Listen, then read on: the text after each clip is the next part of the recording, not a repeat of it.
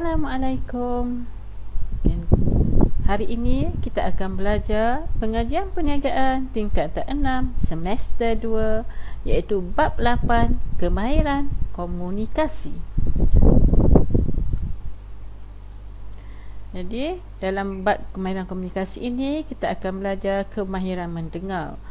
Kemahiran mendengar mengandungi 3 subtajuk, iaitu proses mendengar, mendengar secara berkesan dan mendengar secara aktif. Okey, jadi pada hari ini kita akan fokus kepada 8.2.3 mendengar secara aktif. Okay. Untuk pembelajaran kita pada hari ini, objektifnya ialah calon seharusnya dapat menjelaskan fungsi mendengar secara aktif dan teknik-tekniknya yang meliputi mengulang maksud pembicara, meluahkan kefahaman terhadap perasaan pembicara dan menanya soalan. Okey, jadi seterusnya kita pergi lihat kepada maksud mendengar secara aktif. Okey. Jadi mendengar secara aktif merupakan teknik yang memerlukan seseorang pendengar berupaya menterjemah semua bentuk mesej yang diterima, sama ada dalam bentuk suara, bahasa badan dan juga berkebolehan mentafsir mesej yang tersirat yang disampaikan oleh seseorang penutur. Okay, seterusnya kita melihat kembali kepada teknik mendengar secara aktif seperti yang dinyatakan di dalam sukatan pelajaran tadi, iaitu 1. Mengulang maksud pembicara, meluahkan kefahaman terhadap perasaan pembicara dan menanya soalan. Okay, kita akan pergi secara mendalam pada setiap fakta tadi. Okey, yang pertama tadi ialah mengulang maksud pembicara. Okey. Jadi pendengar akan cuba mengulang atau menyatakan semula apa yang disampaikan oleh penutur. Okey. Dan yang kedua, ini bertujuan untuk menunjukkan bahawa seseorang memahami dan mengingati apa yang disampaikan oleh penutur. Jadi teknik mendengar secara aktif, kita perlu ulang apa yang disampaikan supaya kita dapat memahami apa yang disampaikan oleh penutur. Okey, yang kedua adalah meluahkan kefahaman terhadap perasaan pembicara.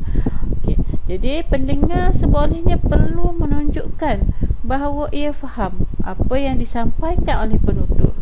Okey, kaedah ini bertujuan memberi keyakinan kepada penutur untuk meneruskan mesej yang seterusnya yang hendak disampaikan. Contohnya kalau kita dalam majlis ceramah, jadi kita nak tunjuk bahawa kita faham apa yang disampaikan, kita boleh bangun dan kita boleh mengulang balik fakta yang disampaikan oleh penutur ataupun penceramah tadi lah. Okey, seterusnya kita pergi kepada fakta yang ketiga, menanya soalan. Pendengar menanya soalan terhadap penutur berkaitan apa yang disampaikan. Jadi ini membuktikan bahawa pendengar berminat berkaitan mesej yang disampaikan oleh penutur, maka menyebabkan penyampai lebih selesa dan boleh meneruskan mesej yang selanjutnya untuk menjelaskan apa yang disoal oleh pendengar. Jadi biasanya menanya soalan ni kita tanya sebab untuk mendapatkan penjelasan yang lebih lanjut terhadap apa yang disampaikan oleh pembicara.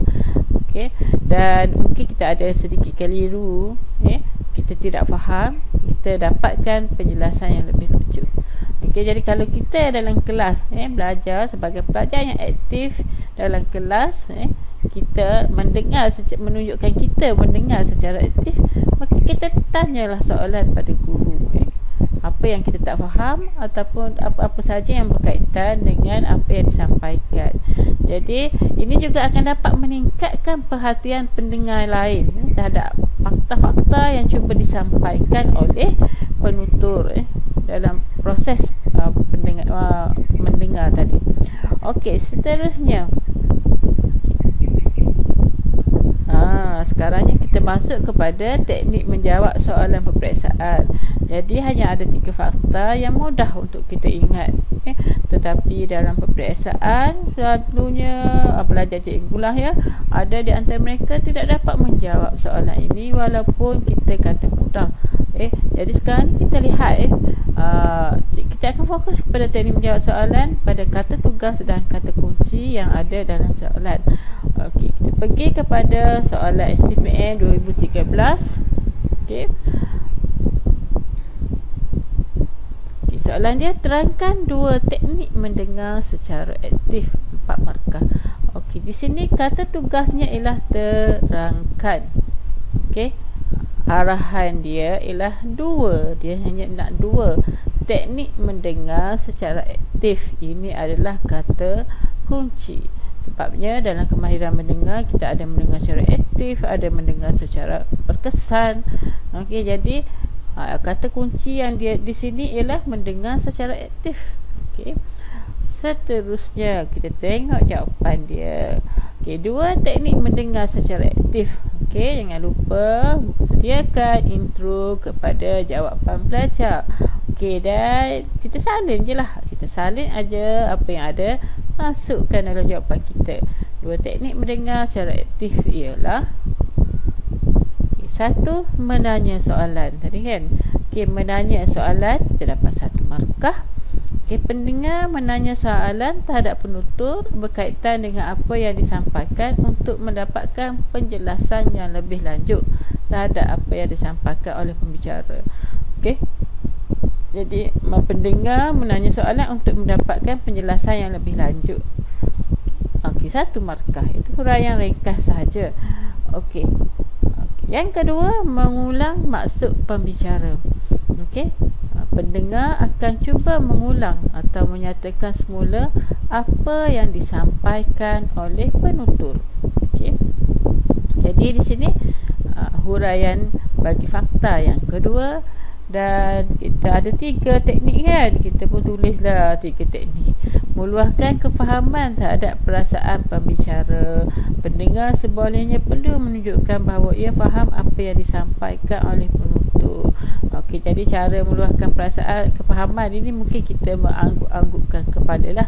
Biasanya kita tunjuk bahasa badan. Okey, tetapi dalam soalan ini dia nak hanya 2 teknik.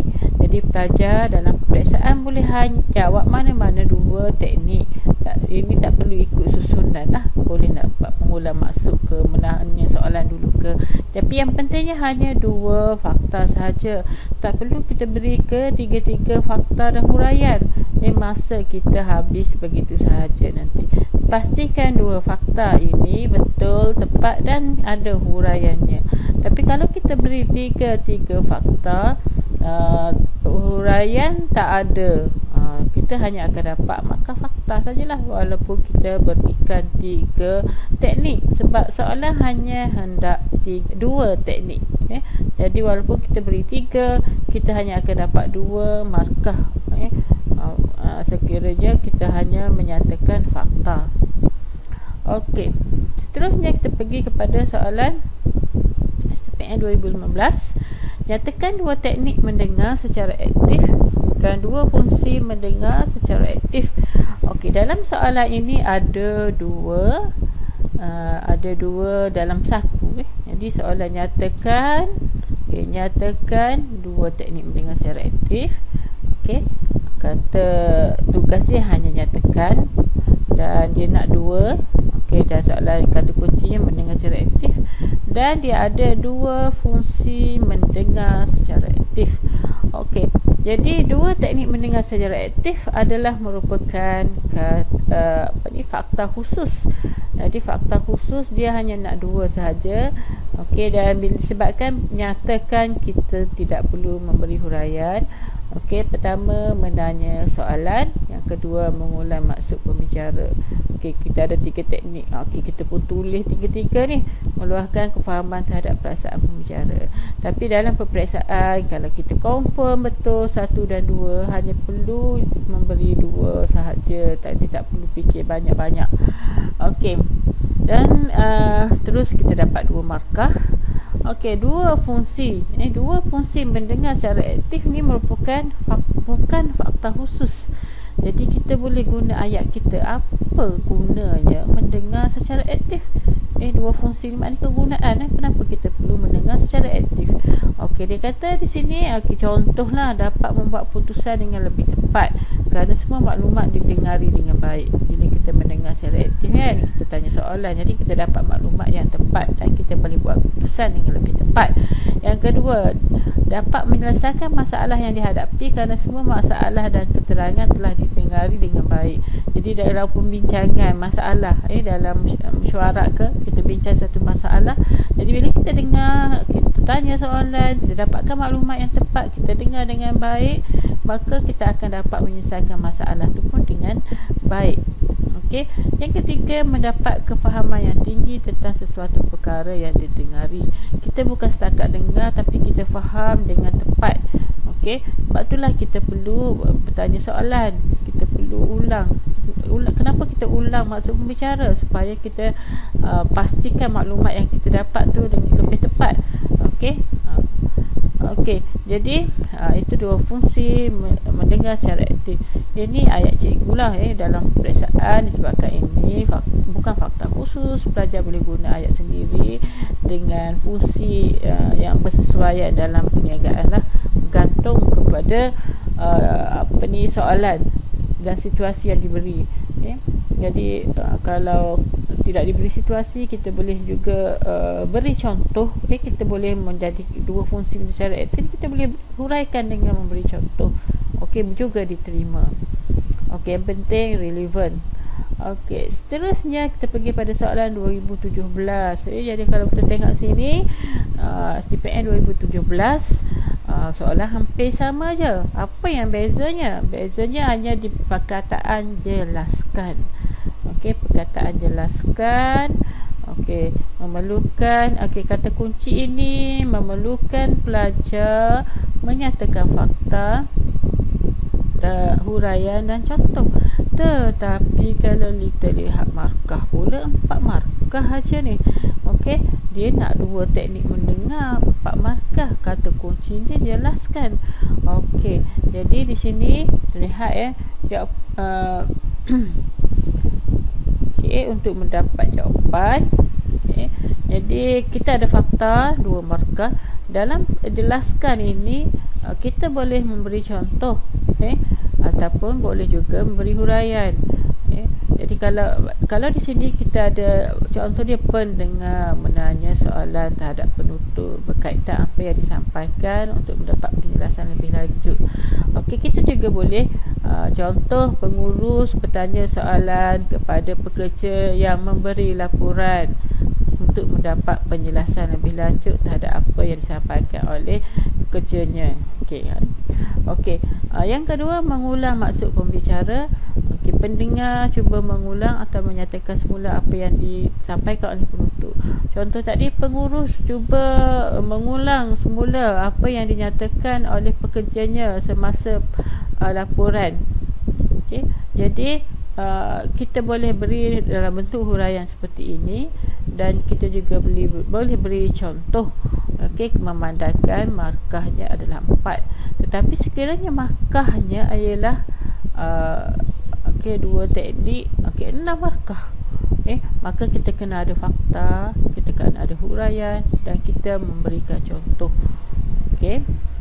Terusnya kita jadi disebabkan dia hanya nak 2, kita bagi 2 je lah. Ini kalau beri 3 pun tak ada markah lah lagi yang ketiga. Seterusnya kita pergi kepada soalan 2019. Masih lagi soalan yang hampir sama, huraikan teknik mendengar secara aktif. Cuma kata kunci dia huraikan teknik mendengar secara aktif 6 markah. Jadi kita kena tengoklah markah. Jadi bila markahnya 6 markah, macam tadilah, kita beri kita beri fakta, kita beri huraian. Jadi 3 darab 2, 6 markah. Jadi cikgu tak perlu beri jawapan lah. Yang ni hampir sama dengan yang sebelum ni. Jadi di sini pula tahun STPN 2020 keluar lagi soalan ini, nombor 8. Dan kita lihat hampir sama, Cuma kita lihat di sini huraikan sama 2 sahaja dan 4 markah. Itu ajalah. Jadi jawapannya sama sahaja. Cuma kita lihat arahan dia tu, dia nak 2 ke 3 ke. Okey. Jadi satu lagi kata kunci, kata tugas dia ni, kata tugas ni huraikan. Okey. Jadi agak mudah soalan ini dan keluar berulang-ulang kali. Okey, dan soalannya pun tak ada kaitan situasi, mudah. Kita pergi lagi kepada soalan target cikgu. Okey, soalan target yang mudah je lah. Okey, nyatakan 3 teknik mendengar secara aktif. Nyatakan.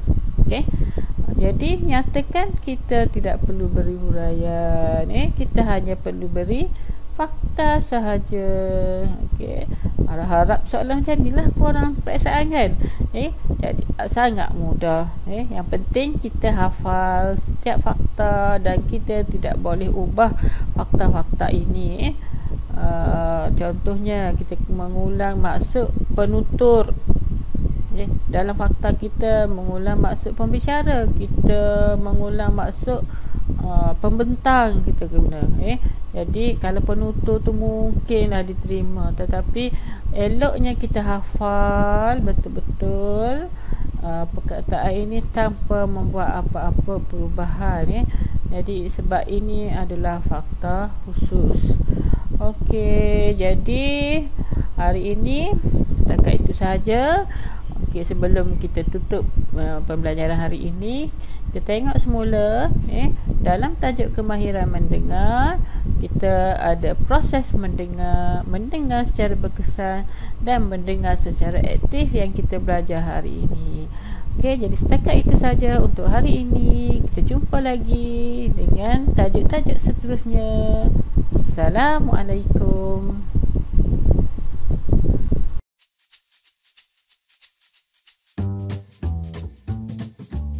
Terima kasih kerana menonton video di channel Cikgu Rosliza. Sebelum anda meninggalkan channel ini, sila like, subscribe and share supaya anda akan menerima video-video cikgu seterusnya dan lebih ramai orang yang dapat menonton video ini dan mendapat kebaikan daripadanya. Sekian, terima kasih.